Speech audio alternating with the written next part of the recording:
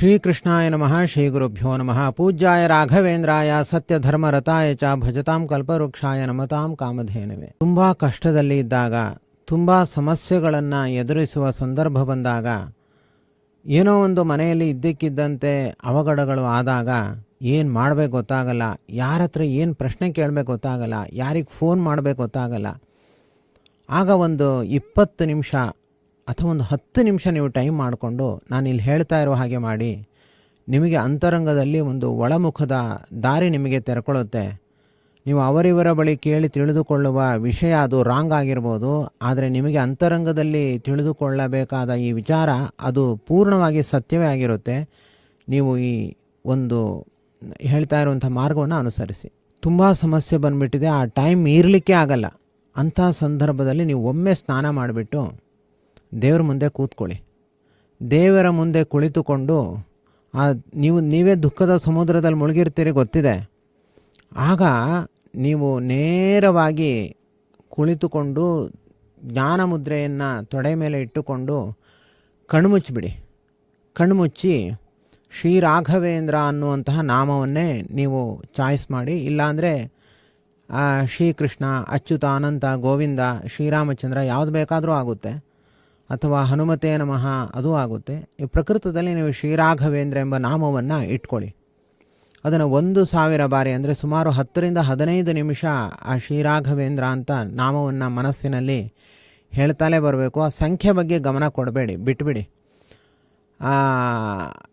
ನೀವು ಶ್ರೀರಾಘವೇಂದ್ರ ಅಂತ ನಿರಂತರವಾಗಿ ಮನಸ್ಸಲ್ಲಿ 15 ನಿಮಿಷ ಹೇಳಿದ್ರೆ 1000 ಆಗುತ್ತೆ. ನೀವು ಹಾಗೆ ಹೇಳ್ತಾ ಹೇಳ್ತಾ ಹೇಳ್ತಾ ನೀವು ರಾಯರ ಸ್ಮರಣೆಯನ್ನು ಮಾಡಬೇಕು. ನಿಮ್ಮ ಏನೇ ಕಷ್ಟ ಇರಲಿ, ಒಂದು ಸ್ವಲ್ಪ ಹೊತ್ತು ರಾಯರನ್ನು ಆಪಾದ ಮೊಳೆ ಪರ್ಯಂತ ಸ್ಮರಣೆ ಮಾಡಿ ಅವರ ದೃಷ್ಟಿ ನಿಮ್ಮ ಮೇಲೆ ಬೀಳ್ತಾ ಇದೆ ಅಂತ ಅಂದ್ಕೊಳ್ಬೇಕು. ಅದಾದಮೇಲೆ ರಾಯರ ಹೃದಯದಲ್ಲಿ ಹನುಮಂತ ದೇವರಿದ್ದಾರೆ, ಅವರ ದೃಷ್ಟಿ ನಿಮ್ಮ ಮೇಲೆ ಬೀಳ್ತಾ ಇದೆ.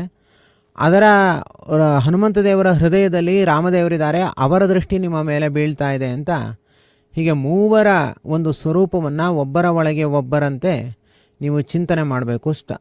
ಮೊದಲು ಪ್ರಾರಂಭದಲ್ಲಿ ಹಾಗೆ ಚಿಂತನೆಯನ್ನು ಮಾಡಿ ನೀವು ಅವರ ಪಾದಗಳಲ್ಲಿ, ಈಗ ಕುಳಿತಿರುವ ಚಿತ್ರ ಬೇರೆ ನಿಮ್ಮದು, ಹಾಗೆ ನಿಮ್ಮ ಹೃದಯದಲ್ಲಿ ನಿಮ್ಮದು ಇನ್ನೊಂದು ರೂಪವನ್ನು ನೀವು ಚಿಂತನೆ ಮಾಡಿ ನೀವು ಕಣ್ಣೀರು ಹಾಕ್ತಾ ಜೋರಾಗಿ ಅವ್ರ ಕಾಲ ಮೇಲೆ ಬಿದ್ದುಬಿಟ್ಟು ನಿಮ್ಮ ದುಃಖವನ್ನು ನೀವು ಹೇಳ್ಕೊಳ್ಳಿ, ಅಥವಾ ನಿಮ್ಮ ಸಮಸ್ಯೆನ ನೀವು ಅಳಬೇಕು ಅಂತೇನಿಲ್ಲ.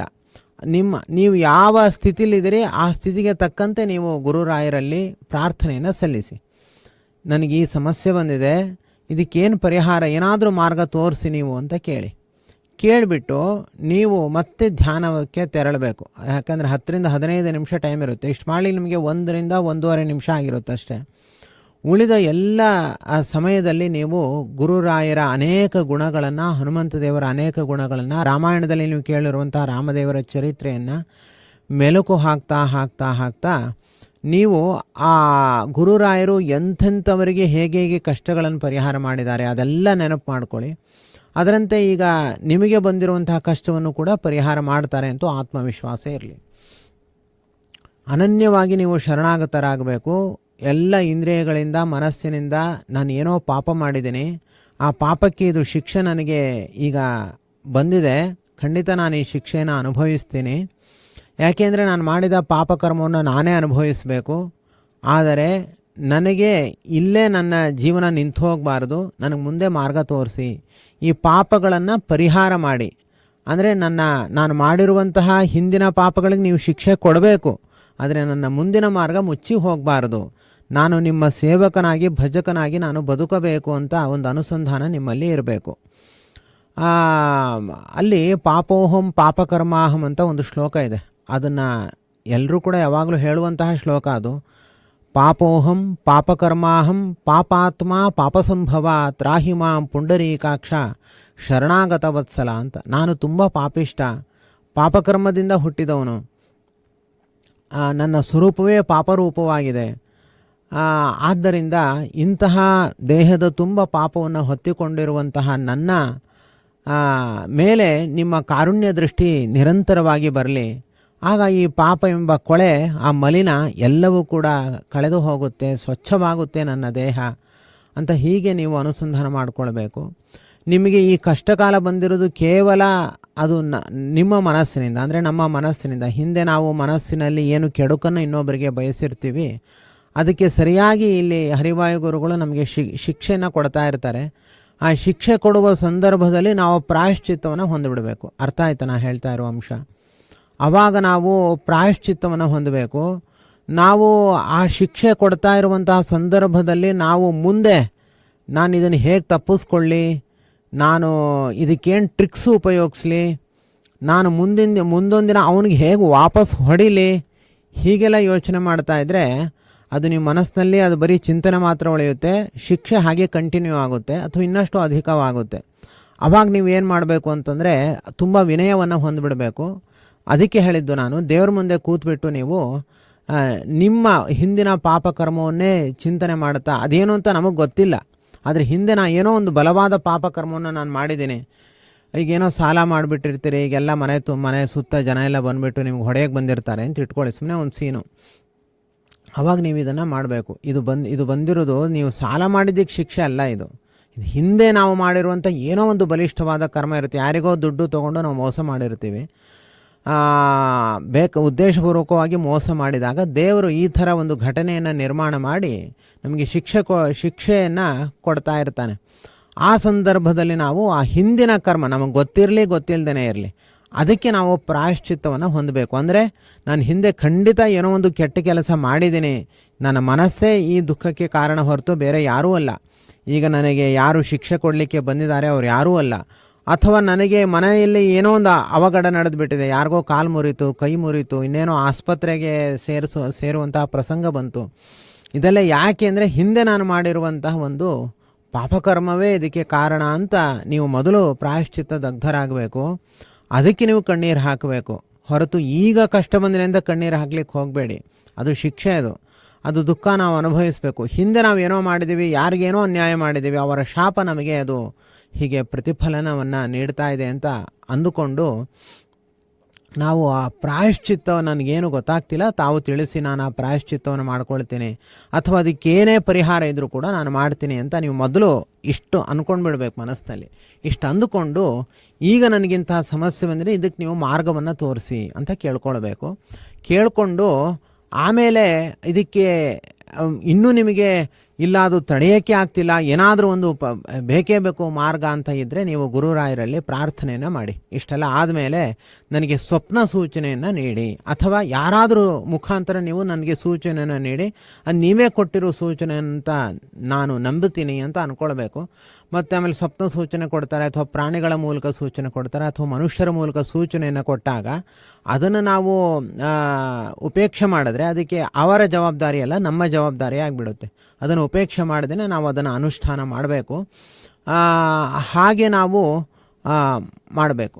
ಇಲ್ಲಿ ಇನ್ನೂ ಒಂದೇನು ಅಂತಂದರೆ, ಇನ್ನೂ ಬಿಗು ಸ್ಥಿತಿ ಬಂತು ಅಂತ ಇಟ್ಕೊಳ್ಳಿ, ಇನ್ನೂ ಏನು ಮಾಡಬೇಕು ಗೊತ್ತಾಗಲ್ಲ ಅಂತ ಇದ್ದಾಗ ತುಂಬ ಕಷ್ಟ. ಈಗೇನೋ ನಮ್ಮ ಮನೇಲಿ ಒಂದು ಮಗು ಇದೆ, ಆ ಮಗುಗೇನೋ ಆರಾಮಾಗಿತ್ತು, ಇದ್ದಕ್ಕಿದ್ದಂಗೆ ಆಸ್ಪತ್ರೆಗೆ ಸೇರಿಬಿಡ್ತು, ಅಲ್ಲಿ ಡಾಕ್ಟ್ರು ಆಪ್ರೇಷನ್ ಆಗಬೇಕು 2 ಗಂಟೆಯಲ್ಲಿ ಅಂದರು. ಸುಮ್ಮನೆ ನಾನು ಉದಾಹರಣೆ ಹೇಳ್ತಾ ಇದ್ದೀನಿ.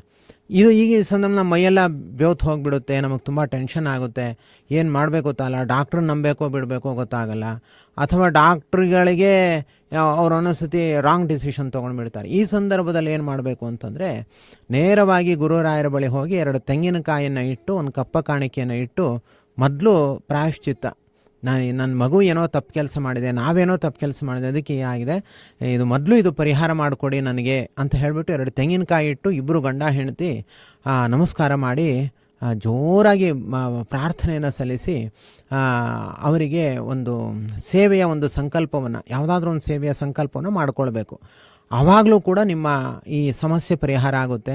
ಮತ್ತು ಈ ವಿಚಾರವನ್ನು ಎಲ್ಲರ ಹತ್ರ ಹೇಳೋದು, ಇದ್ರ ಬಗ್ಗೆ ಡಿಸ್ಕಷನ್ ಮಾಡೋದು ಮಾತ್ರ ದಯವಿಟ್ಟು ಮಾಡಬೇಡಿ. ಇದೆಲ್ಲ ತುಂಬ ಅಂತರಂಗದ ವಿಷಯ. ಅನೇಕರು ಜ್ಞಾನಿಗಳು, ಸಾಧಕರು ಕಷ್ಟ ಬಂದಾಗ ಅವರಷ್ಟಿಗೆ ಇದನ್ನು ಮಾಡ್ಕೊಳ್ತಾ ಇರ್ತಾರೆ, ಅವರು ಬಹಿರಂಗ ಪಡಿಸಲ್ಲ ಇದನ್ನು. ಅಥವಾ ಇನ್ನು ಕೆಲವರು ಇನ್ನೊಬ್ರಿಗೆ ಕಷ್ಟ ಬಂದಾಗಲೂ ಅವರು ಇದೇ ರೀತಿಯಲ್ಲಿ ಪ್ರಾರ್ಥನೆಯನ್ನು ಸಲ್ಲಿಸಿ ಅವರಿಗೆ ಬಂದಿರುವಂತಹ ಸೂಚನೆಯನ್ನು ಅವರು ವರ್ಗಾವಣೆ ಮಾಡ್ತಾರೆ. ಆದ್ದರಿಂದ ಇದೆಲ್ಲವನ್ನೂ ಕೂಡ ನೀವು ಸುಮ್ಮನೆ ಅವರಿವರ ಬಳಿ ಡಿಸ್ಕಷನ್ ಮಾಡೋದಲ್ಲ, ಇದು ಕೇವಲ ನಿಮ್ಮ ಒಂದು ಅನುಸಂಧಾನಕ್ಕೆ, ನಿಮ್ಮ ಅನುಷ್ಠಾನಕ್ಕೆ ನಾನು ಇಲ್ಲಿ ಇದನ್ನು ಮುಕ್ತವಾಗಿ ಹೇಳಿದ್ದೀನಿ. ಇದನ್ನು ನೀವು ಪಾಲನೆ ಮಾಡಿ ನಿಮ್ಮೆಲ್ಲ ಸಮಸ್ಯೆಗಳು ಪರಿಹಾರ ಆಗುತ್ತೆ ಮತ್ತು ಗುರುರಾಯರ ಅನುಗ್ರಹ ಕೂಡ ನಿಮಗೆ ಉಂಟಾಗುತ್ತೆ.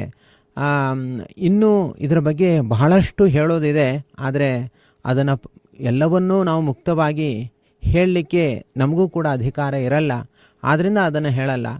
ಅದು ಯಾಕೆ ಈ ಮಾತನ್ನು ಹೇಳಿದೆ ನಾನು ಅಂತಂದರೆ, ಇನ್ನೂ ಹೇಳುವಂಥ ವಿಚಾರ ಇರುತ್ತೆ, ಹೇಳಲ್ಲ ಅನ್ನೋ ಮಾತು ಯಾಕೆ ಹೇಳಿದೆ ಅಂದರೆ, ನೀವು ಈ ಮಾರ್ಗದಲ್ಲಿ ಸಾಗ್ತಾ ಹೋಗಿ ನಿಮಗೆ ಅದು ಅನುಭವಕ್ಕೆ ಬರುತ್ತೆ. ನೀವು ಈ ಮಾರ್ಗದಲ್ಲಿ ನಾನು ಸುಮ್ಮನೆ ಒಂದು ಬೆಟ್ಟು ತೋರಿಸಿ ನಿಮ್ಗೊಂದು ಮಾರ್ಗ ತೋರಿಸಿದ್ದೀನಿ. ಆ ಮಾರ್ಗದಲ್ಲಿ ನೀವು ಹೋಗ್ತಾ ಇದ್ದರೆ ನಿಮಗೆ ಗೊತ್ತಾಗುತ್ತೆ. ಆವಾಗ ನೀವೇ ಅಂತೀರಾ, ನನಗೆ ಗೊತ್ತಾಗಿರೋ ವಿಚಾರ ಇದು ಯಾರಿಗೂ ಹೇಳಲಿಕ್ಕೆ ಹೋಗಬಾರ್ದು ಅಂತ ನೀವೇ ಹೇಳ್ತೀರಾ. ಅದಕ್ಕೆ ನಾನು ಈ ವಿಷಯವನ್ನು ಹೇಳಿದೆ ಅಷ್ಟೇ. ಆ ಮಾರ್ಗದಲ್ಲಿ ನಾವು ಅಂತರಂಗ ಮಾರ್ಗದಲ್ಲಿ ನಾವು ಸಾಗುತ್ತಾ ಹೋಗಬೇಕು.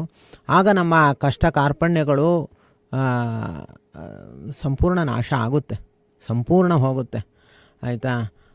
ಆದರೆ ಆತ್ಮವಿಶ್ವಾಸ, ದೃಢ ವಿಶ್ವಾಸ, ಹರಿವಾಯು ಗುರುಗಳಲ್ಲಿ ಭಕ್ತಿ ಇವೆಲ್ಲವೂ ಅನನ್ಯವಾಗಿರಬೇಕು. ಅಷ್ಟೇ, ಇನ್ನೇನೂ ಇಲ್ಲ. ಉಳಿದಿದ್ದೆಲ್ಲ ಗುರುರಾಯರ ಇಚ್ಛೆ.